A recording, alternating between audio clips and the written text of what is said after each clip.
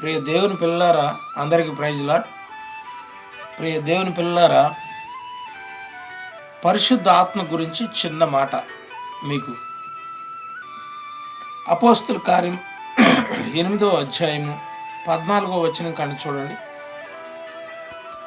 సమరయ వారు దేవుని వాక్యం అంగీకరించరని యెరూషలేములోని అపోస్తులు విని పేతురును యోహానును వారి యొద్దకు పంపిరి.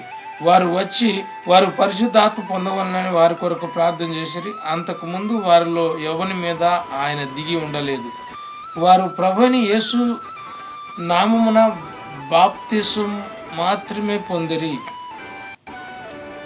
అప్పుడు పేతురును యోహాను వారి మీద చేతులుంచగా వారు పరిశుద్ధ ఆత్మను పొందిరి. ఆమేన్. అంతకుముందు వారు నీటి బాప్తిసం తీసుకొని యేసుక్రీస్తు నామమునే బాప్తిసం పొందారంట. పరిశుద్ధ ఆత్మ అనేది వారికి తెలియదంట.